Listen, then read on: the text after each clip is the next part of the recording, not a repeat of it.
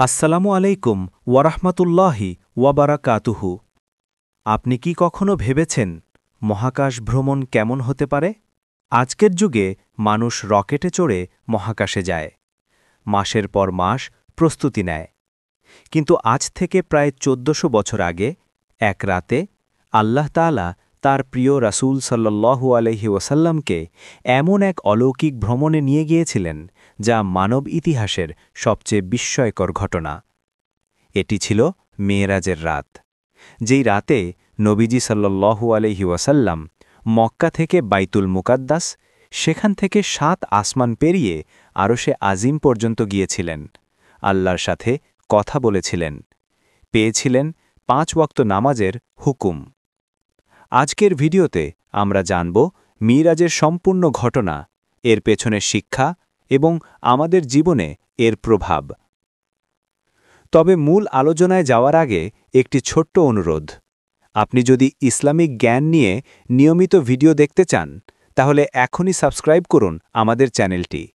পাশে থাকুন লাইক ও শেয়ার করে। আপনার একটি শেয়ার হয়তো অন্য কারো ঈমান বৃদ্ধির কারণ হতে পারে। তো চলুন শুরু করা যাক। মূল আলোচনা। ১. মেরাজের পটভূমি। কেন এই ঘটনা ঘটল? মিরাজের ঘটনা ঘটেছিল নবুয়তের ১০ম বছর। এটি ছিল নবীজির জীবনের সবচেয়ে কঠিন সময়।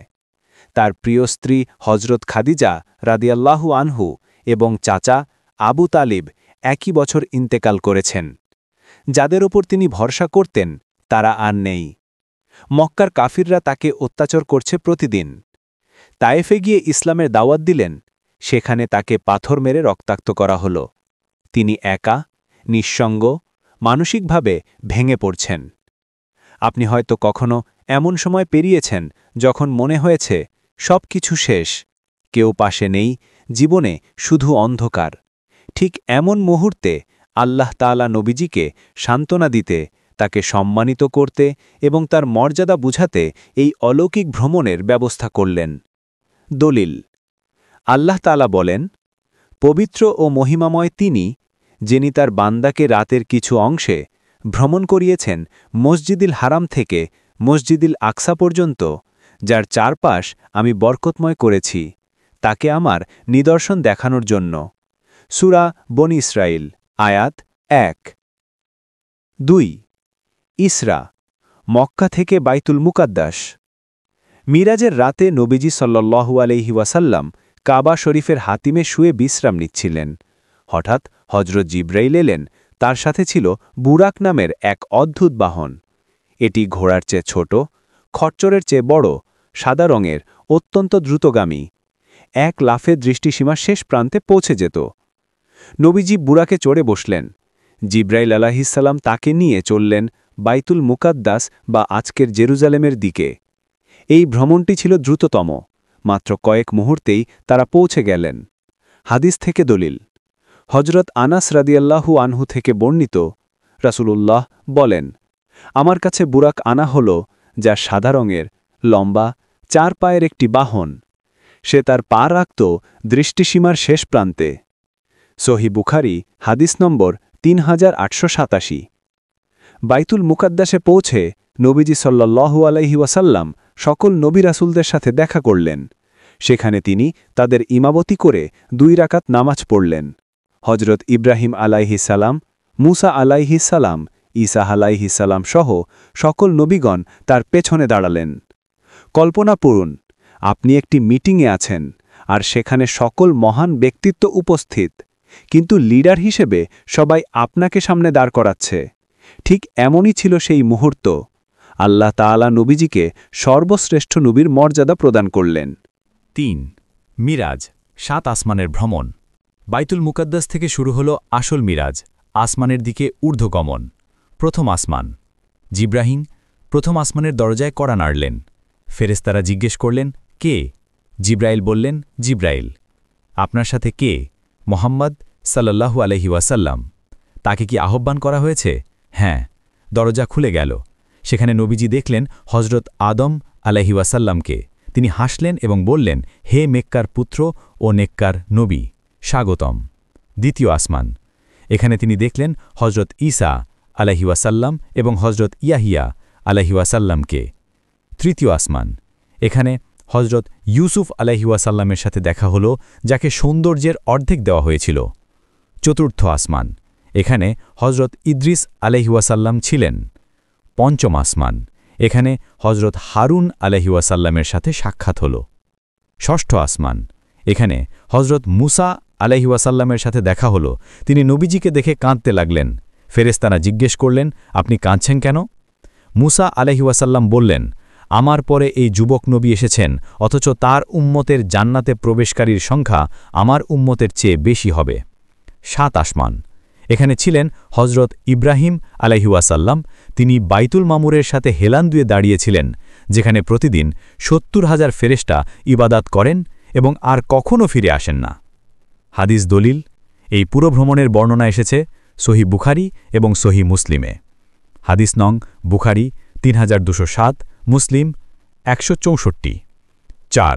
সিদরাতুল মুনতাহা ও জান্নাত জাহান্নাম দর্শন। সপ্তম আসমান পার করে নবীজি সাল্লাল্লাহু আলাইহি ওয়াসাল্লাম পৌঁছলেন সিদরাতুল মুনতাহাতে। এটি একটি বিশাল বড়ই গাছ, যার পাতাগুলো হাতির কানের মতো বিশাল এবং ফলগুলো মটকার মতো বড়। এটি এমন জায়গা যেখানে সমস্ত জ্ঞান ও আদেশ শেষ হয়। এরপরে শুধু আল্লাহর জ্ঞান। আল্লাহ বলেন, নিশ্চয়ই সে তাকে আরেকবার দেখেছে সিদরাতুল মুনতাহার নিকট, যার কাছে অবস্থিত বাসস্থানের জান্নাত। সূরা নাজম আয়াত ১৩-১৫। এরপর নবীজিকে জান্নাত ও জাহান্নাম দেখানো হল। জান্নাত, তিনি দেখলেন অসংখ্য নেয়ামত, নদী, প্রাসাদ, হুর, এমন সৌন্দর্য যা কোনো চোখ দেখেনি, কোনো কান শোনেনি, কোনো মন কল্পনা করেনি। জাহান্নাম, তিনি দেখলেন ভয়াবহ শাস্তি, সুদখোররা যাদের পেট বিশাল, চোরদের শাস্তি, ব্যভিচারীদের কষ্ট। তিনি এসব দেখে মানুষকে সতর্ক করার জন্য আরও দৃঢ়প্রতিজ্ঞ হলেন। রাসূলুল্লাহ সাল্লাল্লাহু আলাইহি ওয়াসাল্লাম বলেন, জান্নাতে এমন জিনিস আছে যা কোনো চোখ দেখেনি, কোনো কান শোনেনি এবং কোনো মানুষের অন্তরে তার কল্পনা আসেনি। সহিহ বুখারী, হাদিস নং ৩২৩৪। ৫. আল্লাহর সাথে সাক্ষাৎ ও ৫০ থেকে ৫ ওয়াক্ত নামাজ। সিদরাতুল মুনতাহা পার করে নবীজি সাল্লাল্লাহু আলাইহি ওয়াসাল্লাম পৌঁছলেন এমন এক স্থানে যেখানে জিবরাইল আলাইহি ওয়াসাল্লাম ও এগোতে পারলেন না। জিবরাইল বললেন, আমি যদি এক চুল এগোই জ্বলে ছাই হয়ে যাব। এরপর নবীজি সাল্লাল্লাহু আলাইহি ওয়াসাল্লাম একাকী আল্লাহর সাথে কথা বললেন। এই মুহূর্তের বিস্তারিত বর্ণনা নেই, কারণ এটি ছিল আল্লাহ ও তার রাসূলের মধ্যে অত্যন্ত ব্যক্তিগত মুহূর্ত। সেখানে আল্লাহ তাআলা উম্মতে মুহাম্মাদির জন্য ৫০ ওয়াক্ত নামাজ ফরজ করলেন। নবীজি ফিরে আসার সময় হজরত মুসা এর কাছে গেলেন। মুসা আলাইহি ওয়াসাল্লাম জিজ্ঞেস করলেন, আপনার উম্মতের জন্য কি আদেশ হয়েছে? নবীজি বললেন, ৫০ ওয়াক্ত নামাজ। মুসা আলাইহি ওয়াসাল্লাম বললেন, ফিরে যান এবং কমিয়ে আনুন। আমি বনি ইসরায়েলকে পরীক্ষা করেছি, আপনার উম্মত এত পারবে না। নবীজি ফিরে গেলেন, আল্লাহ ১০ ওয়াক্ত কমালেন। মুসা আলাইহি ওয়াসাল্লাম আবারও বললেন, আরও কমান। এভাবে বারবার যাওয়া আসার পর শেষে ৫ ওয়াক্ত হল। মুসা আলাইহি ওয়াসাল্লাম আবার বললেন, আরও কমাতে বলুন। নবীজি সাল্লাল্লাহু আলাইহি ওয়াসাল্লাম বললেন, আমি এবার আর আমার রবের কাছে যেতে লজ্জা পাচ্ছি। এই ৫ ওয়াক্তই আমি মেনে নিলাম। তখন ঘোষণা এলো, এই ৫ ওয়াক্ত নামাজ কিন্তু স্বভাব ৫০ ওয়াক্তের। আমার সিদ্ধান্ত পরিবর্তন হয় না। সহি বুখারী, হাদিস নং ৩৪৯, সহি মুসলিম, হাদিস নং ১৬৩। ভেবে দেখুন, আল্লাহ চাইলে নামাজ ছাড়াই আমাদের জান্নাত দিতে পারতেন, কিন্তু তিনি আমাদের জন্য একটি মাধ্যম রাখলেন যাতে আমরা তার কাছে ফিরে আসি দিনে ৫ বার। যেমন একজন সন্তান মায়ের কাছে ফিরে আসে, তেমনি বান্দা আল্লাহর কাছে ফিরে আসে নামাজে। ৬. মক্কায় ফিরে আসা ও কাফিলদের প্রতিক্রিয়া। একই রাতে নবীজি সাল্লাল্লাহু আলাইহি ওয়াসাল্লাম মক্কায় ফিরে এলেন। ভোর হওয়ার আগেই সমস্ত ভ্রমণ শেষ, এমনকি তার বিছানা তখনও গরম ছিল। পরদিন সকালে তিনি মানুষদের কাছে এই ঘটনা বললেন। কাফিররা হাসতে লাগল। তারা বলল, তুমি পাগল হয়ে গেছ। আমরা উটে চড়ে 2 মাসে বাইতুল মোকাদ্দাস যাই, আর তুমি বলছো এক রাতে গিয়ে এসেছ। কিছু দুর্বল ঈমানের মুসলিমও সন্দেহ করতে শুরু করল, কিন্তু আবু বকর রাদিয়াল্লাহু আনহু যখন শুনলেন, তিনি বিন্দুমাত্র দ্বিধা না করে বললেন, তিনি যদি বলে থাকেন তাহলে তা সত্য। আমি তো তার উপর বিশ্বাস করি আরও বড় বিষয়ে, আসমান থেকে ওহী আসার বাকারে। এই থেকেই তার উপাধি হয় আস-সিদ্দিক, অর্থাৎ সত্যবাদী। সিরাতে ইবনে হিশাম ও সিরাতে ইবনে কাসির হতে নিবৃত্ত। 7 মিরাজ থেকে আমাদের শিক্ষা। মিরাজ শুধু একটি ঘটনা নয়, এটি আমাদের জন্য অনেক বড় শিক্ষা। 1 আল্লাহ কঠিন সময়ে সাহায্য করেন। নবীজি সাল্লাল্লাহু আলাইহি ওয়াসাল্লাম যখন একদম ভেঙে পড়ছিলেন, আল্লাহ তাকে সম্মানিত করলেন। আপনিও যদি কষ্টে থাকেন, মনে রাখবেন আল্লাহ আপনার খুব কাছে। 2 নামাজ আল্লাহর সবচেয়ে বড় উপহার। আল্লাহ সরাসরি নামাজ দিয়েছেন, ফেরেশতার মাধ্যমে না। এটি বান্দা ও আল্লাহর মধ্যে সরাসরি সংযোগ। আপনি যখন নামাজে দাঁড়ান, আপনি আল্লাহর সাথে কথা বলেন। 3 ঈমান পরীক্ষা হবেই। মিরাজের ঘটনা ছিল মুমিনদের জন্য পরীক্ষা। যারা বিশ্বাস করল তারা সফল। আমাদের জীবনেও এমন পরীক্ষা আসবে, তখন ঈমানকে শক্ত রাখতে হবে। 4 আল্লাহর কুদরত সীমাহীন। আধুনিক বিজ্ঞান বলে আলোর গতিতে ভ্রমণ করলে সময় ধীর হয়। আল্লাহ তাআলা নবীজিকে সাল্লাল্লাহু আলাইহি ওয়াসাল্লামকে এমনভাবে নিয়ে গেলেন যা আমরা কল্পনাও করতে পারি না। তিনি তো বলেন, কুন ফায়াকুন, হও, তখনই হয়ে যায়। মিরাজের এই ঘটনা আমাদের শেখায়, আল্লাহর কাছে কিছুই অসম্ভব নয়। যে আল্লাহ তার প্রিয় নবীকে এক রাতে 7 আসমান পেরিয়ে নিয়ে গিয়েছেন, সেই আল্লাহ আপনার ছোট্ট সমস্যাগুলোর সমাধান দিতে পারেন না? আজ থেকে আমরা নামাজের মর্যাদা বুঝব।